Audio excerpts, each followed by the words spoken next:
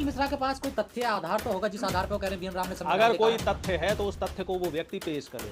BN Rao का जो योगदान है उसको बताए। मेरी जानकारी में बीएन राव उस समिति में उनकी एक बाबू मुंशी के बराबर की हैसियत थी। एडवाइजर तो थे ना। एडवाइजर तो हमने क्या कहा, हमने 300 आदमी थे उस पूरी कमेटी में। बाबा साहब ने तो नाम लिया, देखिए बाबा साहब ने सबका नाम लिया। बाबा साहब तो उसमें सर्वे सर्वा थे, उस कमेटी के सर्वे सर्वा थे बाबा साहब। और ये बाबा साहब का भड़कपन था कि बीएन राव का नाम लिया, कि बीएन राव का योगदान रहा।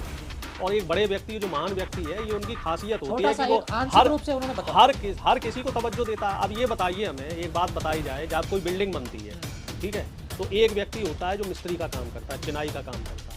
कुछ आदमी होते हैं जो उस सामान को ढोने का काम करते हैं। कुछ व्यक्ति होते हैं उस बिल्डिंग में रंगाई पुताई का काम करते हैं। किसी का उसमें बिजली के जो सामान है, इलेक्ट्रीशियन का काम होता है। तो ऐसे करके कई तरह के लोग लगते हैं और तब एक इमारत खड़ी होती है। तो उसमें जो मुख्य योगदान है, वो मुख्य योगदान किसका होता है? जो क्रेडिट है वो बिल्डर को, ठेकेदार को दिया जाता है, क्योंकि उसकी निगरानी में सारा काम होता है। अब अगर कोई इलेक्ट्रीशियन उसमें आके कहे कि साहब ये बिल्डिंग मैंने बनाई है, तो वो बेवकूफ़ी है, उसने अपने हिस्से का काम किया।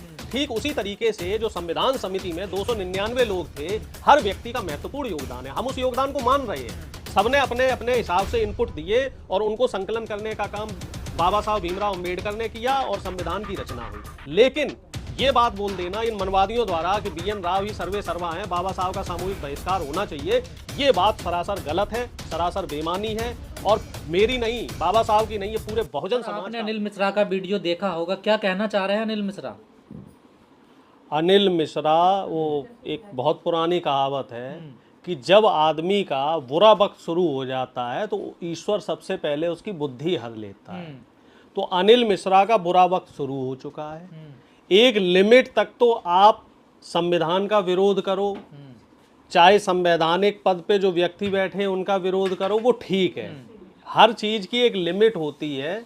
उस लिमिट को अमित मिश्रा ने अब क्रॉस कर दिया। अनिल मिश्रा जो है अब ये कह रहे हैं कि बाबा साहब कुछ नहीं थे, सब कुछ सर्वे सर्वा बीएन राव थे। और बीएन राव क्या था? बीएन राव एक साधारण सा मुंशी था जिसका काम था कि उस जो डेटा आ रहा है उसको कलेक्ट करना, सिर्फ डाटा कलेक्शन का काम था। उसके अलावा तो नहीं थे, देखिए वो भी देखो एक बात, अरे एक बात मेरी बात समझ लो। 300 आदमी थे उस संविधान सभा में, ठीक है ना। हम कोई व्हाट्सएप यूनिवर्सिटी से पढ़े लिखे व्यक्ति नहीं है, तो साधारण भी नहीं कह सकते ना। व्हाट्सएप यूनिवर्सिटी से तो आईएएस थे वो भी, देखिए। अरे तो आईएएस तो हर साल 100 आदमी आईएएस, 500 आदमी आईएएस बनता है। और देश में कब से आईएएस की परीक्षाएं हो रही हैं, हजारों आदमी आईएएस बन चुका है। लेकिन संविधान निर्माता तो एक ही था, एक ही है और एक ही रहेगा। और पूरे अनिल जो मिश्रा है, जो सो कॉल्ड मनवादी व्यक्ति है, इसके पूरे खानदान की सारी डिग्रियां जुड़वा लेना अनिल मिश्रा की। अगर बाबा साहब के बराबर, पासंग के बराबर भी ये निकल जाए तो मुझे बताना। खुद फर्जी डिग्री से ये LLB करके वकील बना और फर्जी बातें करता है। गंभीर आरोप लगा रहे हैं आप, देखिए। बिल्कुल गंभीर आरोप नहीं, मैं तो ये कह रहा हूँ इसके खिलाफ कानूनी कार्रवाई होनी चाहिए। आखिर इस व्यक्ति की इतनी हिम्मत कैसे हो गई कि देश के संविधान को बनाने वाला, जो इस देश के बहुजन है, देश का दलित है, शोषित है, वंचित समाज है, जो देश की 145 करोड़ आबादी है, उस आबादी को मुख्य धारा में लाने का जिस व्यक्ति ने काम किया, जिस व्यक्ति ने इस देश की एक पहचान बनाई। हमारा देश सबसे बड़ा गणतंत्र है, सबसे बड़ी डेमोक्रेसी हमारे देश में मानी जाती है। और वो डेमोक्रेसी किसकी वजह से है? देश के संविधान की वजह से। और संविधान को बनाने में सबसे महत्वपूर्ण योगदान किसका रहा? संविधान निर्माता बाबा साहब भीमराव अंबेडकर का। तो जिस व्यक्ति का इतना बड़ा योगदान रहा, उस व्यक्ति के लिए अगर कोई भी ओछा आदमी ऐसे अपमानजनक शब्दों का इस्तेमाल करेगा तो उसे बिल्कुल बर्दाश्त नहीं किया जाएगा। और हम लोग सामूहिक रूप से इसके ऊपर FIR करेंगे और सरकार से मांग करेंगे, कानून से मांग करेंगे कि इसके खिलाफ कड़ी से कड़ी, सख्त से सख्त कानूनी कार्रवाई होनी चाहिए। एक ऐसा एग्जाम्पल सेट होना चाहिए जिससे कि कोई भी ऐरा गैरा नत्थू खैरा आके किसी संवैधानिक पद पर बैठे व्यक्ति या संविधान बनाने वाले के खिलाफ कोई टिप्पणी ना कर सके। बताइए, चीफ जस्टिस को फेंक के जूता मारते हो, संविधान निर्माता के लिए अपशब्दों का इस्तेमाल करते हो, और प्रधानमंत्री को शर्म आनी चाहिए, गृह मंत्री को शर्म आनी चाहिए, मुख्यमंत्री मोहन यादव को शर्म आनी चाहिए कि ऐसा व्यक्ति बेखौफ घूम रहा है, ऐसा व्यक्ति खुलेआम प्रेस कॉन्फ्रेंसें कर रहा है, ऐसा व्यक्ति सड़कों पर अपमानजनक भाषणों का इस्तेमाल कर रहा है और उसके खिलाफ कोई कानूनी कार्रवाई नहीं हो रही है, और उसके खिलाफ कानूनी कार्रवाई करने के लिए पुलिस के हाथ बांध दिए गए हैं। आखिर ऐसी क्या मजबूरी है बीजेपी की, आरएसएस की और इस मनवादी सरकार की कि कोई भी व्यक्ति खुल्लम खुल्ला नियम और कानून की धज्जियां उड़ा रहा है और उसके खिलाफ सरकार का कोई भी व्यक्ति चू नहीं कर पा रहा है। अनिल मिश्रा के पास कोई तथ्य आधार तो होगा जिस आधार पे वो कह रहे हैं बीएन राव ने संविधान अगर लिखा कोई है। तथ्य है तो उस तथ्य को वो व्यक्ति पेश करे, बीएन राव का जो योगदान है उसको बताए। मेरी जानकारी में बीएन राव उस समिति में उनकी एक बाबू मुंशी के बराबर की हैसियत थी। एडवाइजर तो थे ना, देखिए एडवाइजर तो हमने क्या कहा, हमने 300 आदमी थे उस पूरी कमेटी में। बाबा साहब ने तो नाम लिया, देखिए बाबा साहब ने सबका नाम लिया। बाबा साहब तो उसमें सर्वे सर्वा थे, उस कमेटी के सर्वे सर्वा थे बाबा साहब। और ये बाबा साहब का बड़कपन था कि बीएन राव का नाम लिया, कि बीएन राव का योगदान रहा।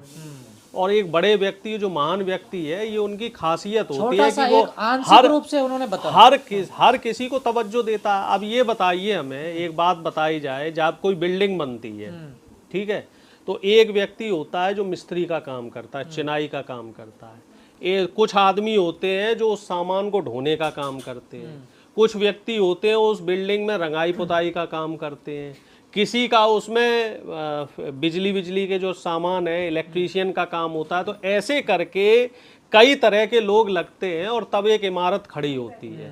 तो उसमें जो मुख्य योगदान है, वो मुख्य योगदान किसका होता है? जो क्रेडिट है वो बिल्डर को, ठेकेदार को दिया जाता है, क्योंकि उसकी निगरानी में सारा काम होता है। अब अगर कोई इलेक्ट्रीशियन उसमें आके कहे कि साहब ये बिल्डिंग मैंने बनाई है, तो वो बेवकूफ़ी है, उसने अपने हिस्से का काम किया। ठीक उसी तरीके से जो संविधान समिति में 299 लोग थे, हर व्यक्ति का महत्वपूर्ण योगदान है। हम उस योगदान को मान रहे हैं। सबने अपने अपने हिसाब से इनपुट दिए और उनको संकलन करने का काम बाबा साहब भीमराव अम्बेडकर ने किया और संविधान की रचना हुई। लेकिन ये बात बोल देना इन मनवादियों द्वारा कि बीएन राव ही सर्वे सर्वा हैं, बाबा साहब का सामूहिक बहिष्कार होना चाहिए, ये बात सरासर गलत है, सरासर बेमानी है और मेरी नहीं, बाबा साहब की नहीं, ये पूरे बहुजन समाज का अपमान है। इस देश का जो 95% समाज है उसका अपमान है ये। और इन मनवादियों के चंद मुट्ठी भर मनवादी जो आरएसएस की विचारधारा से प्रेरित हैं, इनके कहने भर से बाबा साहब का अस्तित्व मिटना क्या, ये बाल भी बांका नहीं कर पाएंगे।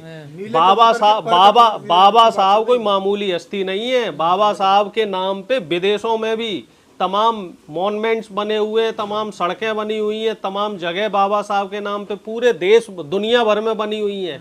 और आप बाबा साहब का नाम मिटाने की बात कर रहे हो। कहीं ऐसा ना हो कि आप आसमान में थूको और आपके ऊपर ही आके थूक गिरे, कहीं अनिल मिश्रा का ही अस्तित्व ना खत्म हो जाए। नीले कबूतरों के पर काटने की बात हो रही है, काट लीजिए। इसमें इस समय मनवादी लोगों से हम और उम्मीद क्या कर सकते हैं? अरे जो व्यक्ति सरेआम, जो लोग संविधान जला सकते हैं, जो लोग सरेआम बाबा साहब की मूर्तियों को खंडित कर सकते हैं, जो लोग सरेआम दलितों और पिछड़ों को की लिंचिंग कर सकते हैं, उनके ऊपर पेशाब कर सकते हैं, दलित पिछड़ों की महिलाओं को का सामूहिक बलात्कार कर सकते हैं, वो व्यक्ति नीले कबूतरों के तो पर काटेंगे ही काटेंगे। हम तो कह रहे हैं पर क्या काटना है, जो मन आए वो आप कर लो, लेकिन हमारी आवाज आप दबा नहीं सकते। मध्य प्रदेश में जो जाटव समाज का बहिष्कार हुआ था उसका भी समर्थन कर रहे हैं वो तो अनिल मिश्रा। बिल्कुल करेंगे, क्योंकि ये मनवादी लोग हैं। इनसे जाटव समाज नहीं बर्दाश्त होता, इनसे दानक समाज बर्दाश्त नहीं होता, इनसे कोरी समाज बर्दाश्त नहीं होता। एक दलित समाज का बुजुर्ग लखनऊ में भी था जिसको पेशाब चटवाई थी।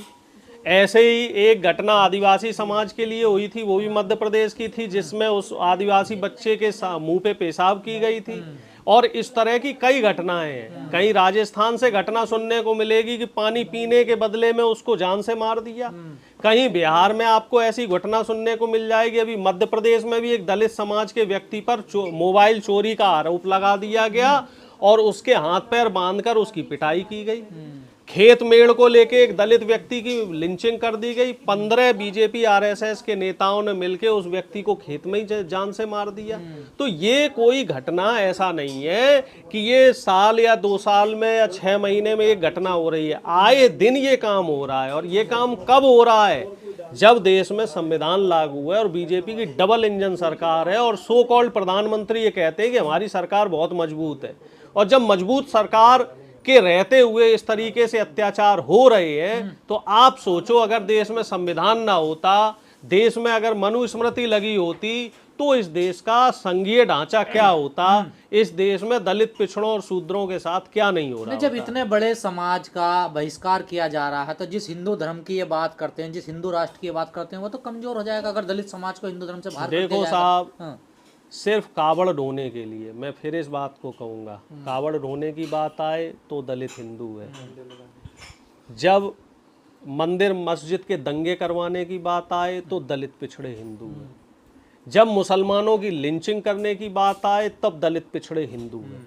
जब बीजेपी को वोट दिलवाने की बात आए तो दलित पिछड़े हिंदू हैं। लेकिन जब मंदिरों में शंकराचार्य बनाने की बात आए, मंदिरों में पुजारी बनाने की बात आए, जब जज बनाने की बात आए, जब आईएएस अफसर बनाने की बात आए, जब साथ में बराबर बिठाने की बात आए, तो दलित और पिछड़े हिंदू नहीं होते हैं। ये हमारे देश का दुर्भाग्य है। ये मनवादी उस समय उनको शूद्र बता देते हैं, कहते तुम शूद्र हो, तुम अछूत हो, तुम्हें बराबर बैठने का अधिकार नहीं है, तुम्हारा हम सामूहिक बहिष्कार करते हैं, तुम समाज में रहने लायक नहीं हो। लेकिन जब वोट डलवाना है तब उनको सरमाथे पे रखा जाता है और प्रधानमंत्री उनके पैर धोते हैं। आपको भी याद होगा, वाल्मीकि समाज के लोगों का प्रधानमंत्री ने पिछले चुनाव में पैर धोए थे। लेकिन अब जब उनका अपमान हो रहा है तब प्रधानमंत्री कहीं दिखाई नहीं दे रहे। प्रधानमंत्री फिर विदेश यात्रा पे निकल जाते हैं। जिस प्रकार की बयानबाजी मध्य प्रदेश में कर रहे हैं, इससे तो समाज में खटास पैदा होगी, दो समाज आमने सामने। अनिल मिश्रा को पीछे से सपोर्ट है किसका? बीजेपी आरएसएस के बड़े बड़े मनवादी नेताओं का। नहीं तो अनिल मिश्रा इतनी बड़ी बाहरकत कर नहीं सकता था। आप ये जान लो, ये बात आप अच्छे से समझ लो।